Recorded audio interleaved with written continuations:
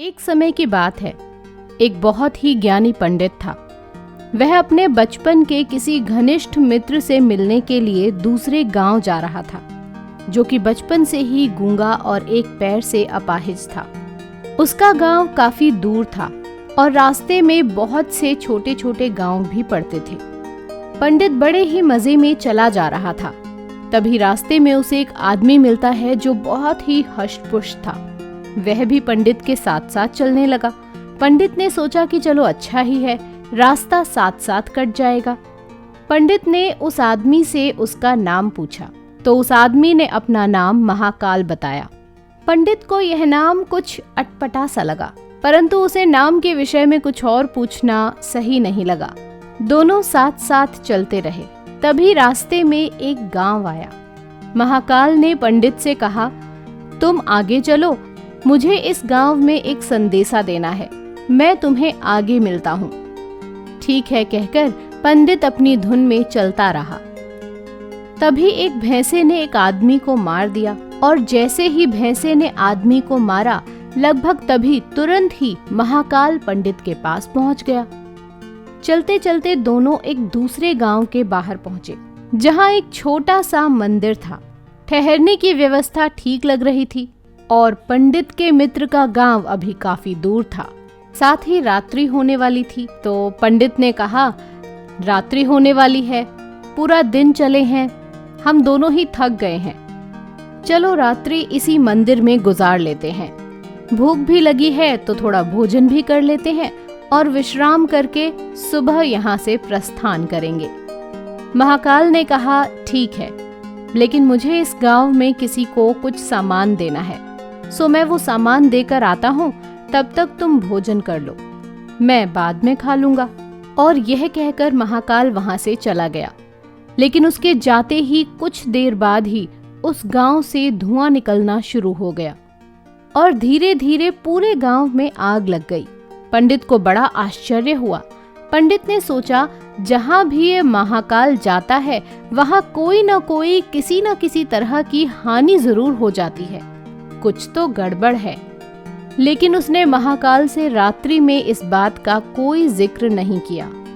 सुबह दोनों ने फिर से अपने गंतव्य की ओर चलना शुरू कर दिया। कुछ देर बाद फिर से एक गांव आया और महाकाल ने फिर से पंडित से कहा कि आप चलें, मैं आपसे आगे मिलता हूँ, मुझे इस गांव में भी कुछ जरूरी काम है, सो मैं आपसे आगे मिलता हूँ। सो इस बार भी महाकाल आगे जाने लगा, लेकिन पंडित आगे नहीं बढ़ा। वह खड़ा होकर महाकाल को देखता रहा कि वह कहाँ जाता है और आखिर क्या करता है। तभी लोगों की आवाजें सुनाई देने लगी कि एक आदमी को सांप ने काट लिया है और उस व्यक्ति की मृत्यु हो गई है। और ठीक उसी समय महाकाल फिर से पंडित के पास पहुंच गया। लेकिन इस बार पंडित से सहन न हुआ और उसने महाकाल से पूछ ही लिया कि तुम जिस गांव में जाते हो वहां कोई न कोई नुकसान हो जाता है, क्या तुम मुझे बता सकते हो कि आखिर ऐसा क्यों होता है? तो इस पर महाकाल ने जवाब दिया, पंडित जी, आप मुझे बड़े ज्ञानी लगे थे, इसीलिए मैं आपके साथ चलने लगा था, क्योंकि ज्ञानियों का संग हमेशा अच्छा होता है। लेकिन क्या आप सच में अभी तक नहीं समझ पाए कि मैं कौन हूँ? पंडित ने कहा, मैं समझ चुका हूँ, लेकिन कुछ शंका है। यदि आप ही अपना उपयुक्त परिचय दे दें तो मेरे लिए आसानी होगी।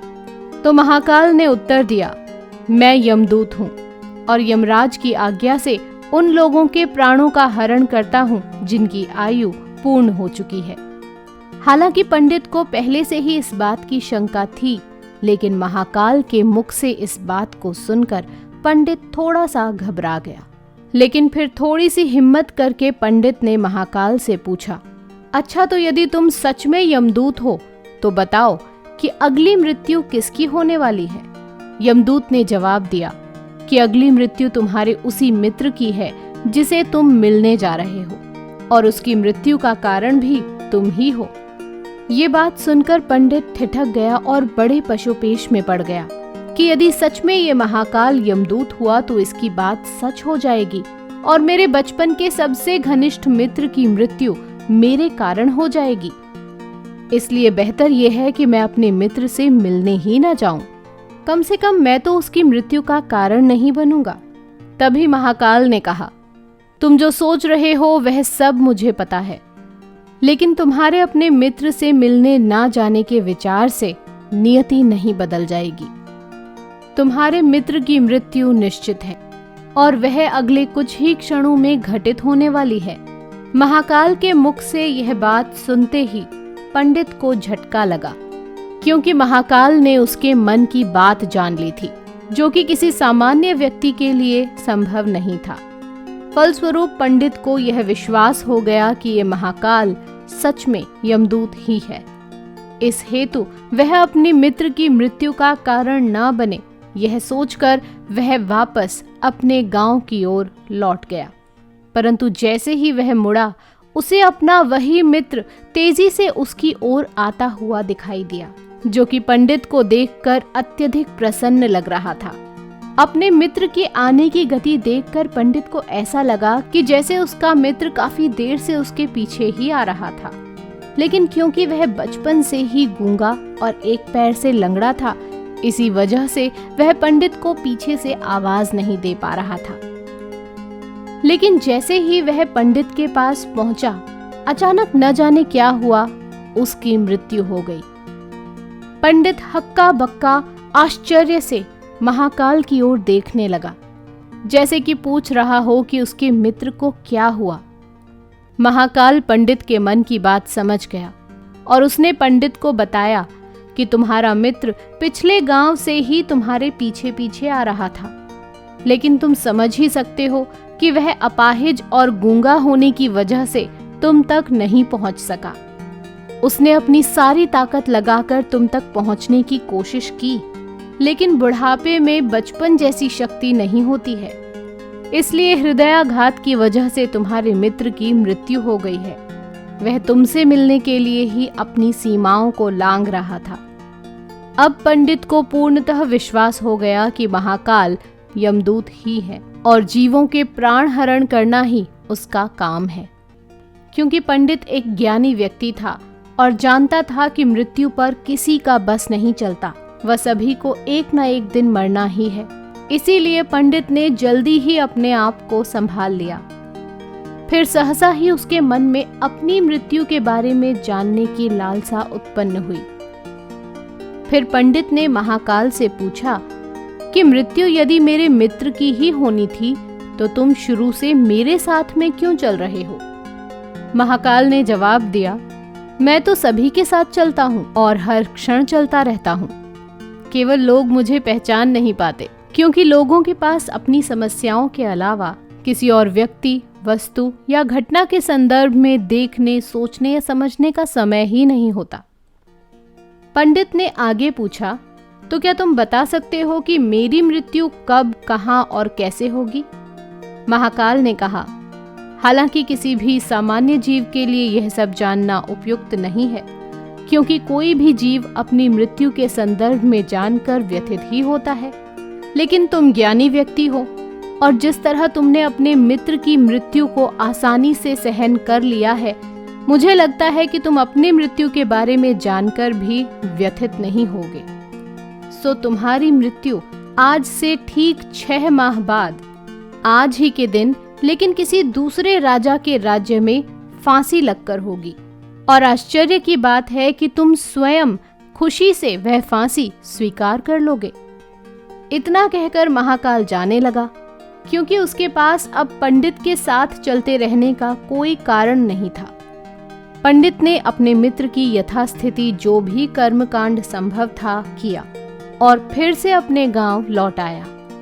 लेकिन सत्य ये है कि कोई भी व्यक्ति, चाहे कितना भी ज्ञानी क्यों ना हो, अपनी मृत्यु के बारे में जानकर व्यथित तो होता ही है, और उस मृत्यु से बचने के लिए कुछ ना कुछ तो करना ही है। सो पंडित ने भी किया। अब पंडित बहुत विद्वान था, तो उसकी ख्याति उस राज्य के राजा तक थी। उसने सोचा कि राजा के पास तो कई ज्ञानी मंत्री होते हैं और उसकी इस मृत्यु से संबंधित समस्या का कोई ना कोई समाधान तो निकाल ही लेंगे। इसलिए वह पंडित राजा के दरबार में पहुंचा और राजा को सारी बात बताई। राजा ने पंडित की समस्या को अपने मंत्रियों के साथ बांटा और उसने सलाह मांगी, और अंत में सभी की सलाह से ये तय हुआ कि यदि पंडित की बात सही है तो जरूर उसकी मृत्यु 6 महीने बाद होगी, लेकिन मृत्यु तब होगी जब वह किसी दूसरे राज्य में जाएगा। यदि वह किसी दूसरे राज्य में जाए ही ना तो मृत्यु नहीं होगी। ये सलाह राजा को भी उपयुक्त लगी और उसने पंडित के रहने की व्यवस्था महल में ही कर दी, और राजा की आज्ञा के बिना कोई भी व्यक्ति उस पंडित से मिल नहीं सकता था। लेकिन पंडित स्वयं कहीं भी आ जा सकता था, ताकि पंडित को ऐसा ना लगे कि वह राजा की कैद में है। हालांकि वह स्वयं ही डर के मारे कहीं आता जाता नहीं था। धीरे धीरे पंडित की मृत्यु का समय नजदीक आने लगा, और आखिर वह दिन भी आ गया जब पंडित की मृत्यु होनी थी। जिस दिन पंडित की मृत्यु होनी थी उससे एक रात पहले पंडित डर के मारे जल्दी ही सो गया था, ताकि जल्दी जल्दी वह रात और वह दिन बीत जाए और उसकी मृत्यु टल जाए। लेकिन स्वयं पंडित को नींद में चलने की बीमारी थी, और स्वयं पंडित भी उस बीमारी के बारे में नहीं जानता था। इसलिए राजा या किसी और से इस बीमारी का जिक्र करना अथवा किसी चिकित्सक से इस बीमारी का इलाज करवाने का तो प्रश्न ही नहीं उठता था। अब क्योंकि पंडित अपनी मृत्यु को लेकर बहुत चिंतित था, और नींद में चलने की बीमारी का दौरा अक्सर तभी पड़ता है जब ठीक से नींद नहीं आ रही हो। उसी रात पंडित को नींद में चलने का दौरा पड़ा। वह उठा और राजा के महल से बाहर निकलकर अस्तबल में जा पहुंचा।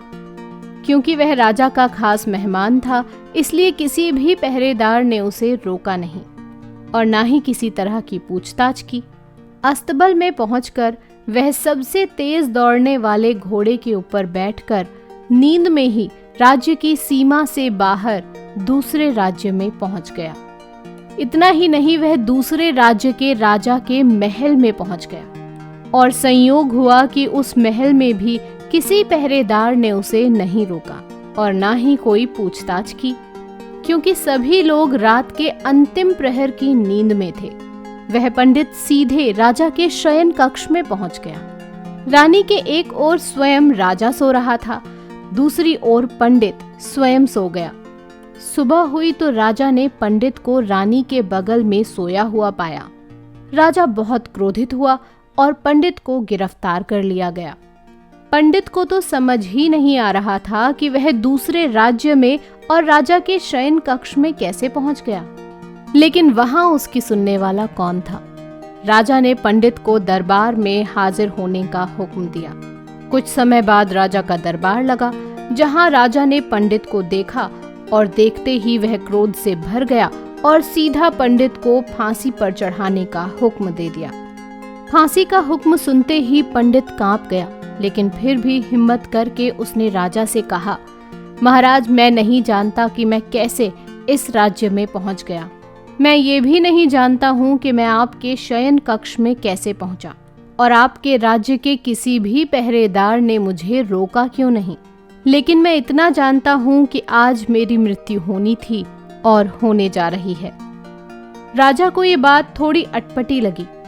राजा ने पूछा, तुम्हें कैसे पता कि आज तुम्हारी मृत्यु होनी थी? कहना क्या चाहते हो तुम? पंडित ने जवाब में पिछले 6 महीने की पूरी कहानी बता दी और कहा कि महाराज, मेरा क्या, किसी भी सामान्य व्यक्ति का इतना साहस कैसे हो सकता है कि वह राजा की उपस्थिति में राजा के शयन कक्ष में और रानी के बगल में सो जाए। ये तो सरासर आत्महत्या ही होगी, और मैं दूसरे राज्य से इस राज्य में आत्महत्या करने को क्यों आऊंगा? राजा को पंडित की बात उपयुक्त लगी, लेकिन राजा ने सोचा, हो सकता है कि पंडित अपनी मृत्यु से बचने के लिए महाकाल और यमदूत की भविष्यवाणी की झूठी कहानी गढ़ रहा है। इसलिए उसने पंडित से कहा कि यदि तुम्हारी बात सत्य है और आज तुम्हारी मृत्यु का दिन है, जैसा कि महाकाल ने तुमसे कहा है, तो तुम्हारी मृत्यु का कारण मैं नहीं बनूंगा। लेकिन यदि तुम झूठ कह रहे हो तो निश्चित ही तुम्हारी मृत्यु का दिन आज है, क्योंकि पड़ोसी राज्य का राजा उस राजा का मित्र था इसलिए उसने कुछ सिपाहियों के साथ दूसरे राज्य के राजा को एक पत्र भेजा और पंडित की बात की सत्यता का प्रमाण मांगा। शाम को भेजे गए सैनिक वापस लौटे और आकर उन्होंने राजा को बताया कि महाराज, ये पंडित जो भी कह रहा है वह सत्य कह रहा है। दूसरे राज्य के राजा ने पंडित को अपने महल में ही रहने की संपूर्ण व्यवस्था दे रखी थी और पिछले 6 महीने से यह पंडित उस राजा का मेहमान था। कल रात राजा स्वयं इससे अंतिम बार इसके शयन कक्ष में मिला था और उसके बाद यह कैसे इस राज्य में पहुंच गया, इस बात की जानकारी किसी को भी नहीं है। इसलिए उस राज्य के राजा के अनुसार पंडित को फांसी की सजा दिया जाना उचित नहीं है। लेकिन अब राजा के लिए एक नई समस्या आ गई, क्योंकि उसने बिना पूरी बात जाने ही पंडित को फांसी की सजा सुना दी थी। इसलिए अब यदि पंडित को फांसी की सजा न दी जाए तो राजा के कथन का अपमान हो जाए, और यदि राजा के कथन का मान रखा जाए तो पंडित की बिना वजह ही मृत्यु हो जाए। राजा ने अपनी इस समस्या का जिक्र अपने अन्य मंत्रियों से किया।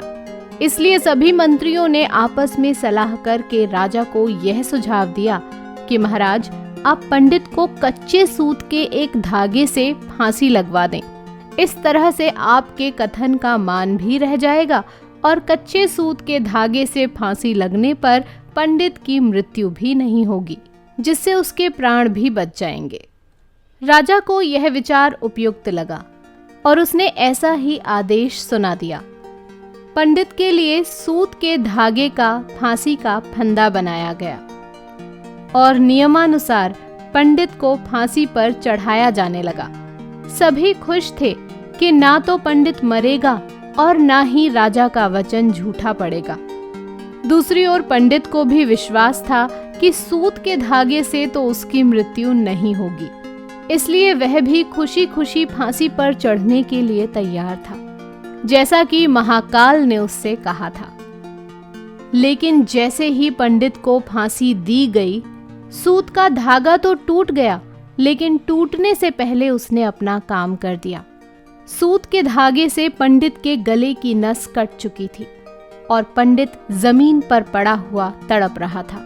हर धड़कन के साथ उसके गले से खून की फुहार निकल रही थी और देखते ही देखते कुछ क्षणों में पंडित का शरीर शांत हो गया। सभी लोग आश्चर्यचकित थे, हक्के बक्के थे, पंडित को मरते हुए देख रहे थे। किसी को भी विश्वास नहीं हो रहा था कि एक कमजोर से सूत के धागे से भी किसी की मृत्यु हो सकती है। लेकिन घटना घट चुकी थी। नियति ने अपना काम कर दिया था। जो होना होता है वह होकर ही रहता है। हम चाहे जितनी भी सावधानियां बरतें, जितने भी उपाय कर लें, लेकिन हर घटना और उस घटना का ताना बाना पहले से ही निश्चित होता है, जिसे हम रत्ती भर भी इधर उधर नहीं कर सकते। इसीलिए ईश्वर ने हमें भविष्य जानने की क्षमता नहीं दी है, ताकि हम अपने जीवन को ज्यादा बेहतर तरीके से जी सकें। यही बात उस पंडित पर भी लागू होती है। यदि उस पंडित ने महाकाल से अपनी मृत्यु के बारे में न पूछा होता तो अगले 6 महीने तक वह राजा के महल में डर डर के जीने की बजाय अपने आने वाले जीवन को सुखपूर्वक जीता, ज्यादा बेहतर तरीके से जीता। प्रकृति ने जो कुछ बनाया है और उसे जैसा बनाया है वह सब किसी न किसी कारण से वैसा ही है, और उसके वैसा होने पर सवाल उठाना गलत है, क्योंकि हर व्यक्ति, वस्तु या स्थिति का संबंध किसी न किसी घटना से है। इसे घटित होना है। उदाहरण के लिए पंडित की मृत्यु का संबंध उसके मित्र से था। यदि वह अपने मित्र से मिलने न जा रहा होता तो रास्ते में उसे महाकाल न मिलता, और पंडित महाकाल से अपनी मृत्यु से संबंधित सवाल न पूछता। जबकि यदि पंडित अपने मित्र से मिलने न जाता और उसका मित्र यदि बचपन से ही गूंगा और अपाहिज न होता तो उसकी मृत्यु न होती। तो उस स्थिति में वह अपने मित्र को पीछे से आवाज देकर रोक सकता था। यानी बचपन से प्रकृति ने जो अपंगता उसे दी थी उसका संबंध उसकी मृत्यु से था। इसी तरह से पंडित को नींद में चलने की बीमारी है। इस बात का पता यदि पंडित को पहले से होता तो इस बात का जिक्र वह राजा से जरूर करता। परिणाम स्वरूप यदि वह नींद में राजा के महल से निकलता तो कोई ना कोई उसे जरूर रोक लेता, अथवा राजा ने ऐसी कोई ना कोई व्यवस्था जरूर की होती कि पंडित नींद में उठकर कहीं न जा पाए। यानी हर घटना के घटित होने के लिए प्रकृति सारे बीज पहले से ही बो देती है, जो अपने निश्चित समय पर अंकुरित होकर उस घटना के घटित होने में अपना सहयोग देते हैं। इसलिए प्रकृति से लड़ने का कोई मतलब नहीं है, क्योंकि हमें यह नहीं पता कि किस घटना के घटित होने के कौन कौन से कारण होंगे और उन कारणों से संबंधित बीज कब, कहां और कैसे बोए गए हैं। और इसी को हम सरल शब्दों में भाग्य कह सकते हैं। तो दोस्तों, आपको ये कहानी कैसी लगी कमेंट करके ज़रूर बताइएगा। वीडियो अगर पसंद आए तो वीडियो को लाइक करना, शेयर करना बिल्कुल मत भूलिएगा और चैनल को सब्सक्राइब ज़रूर कीजिएगा। आपसे फिर मुलाकात होगी ऐसी ही एक अन्य रोचक वीडियो के साथ। तब तक के लिए धन्यवाद।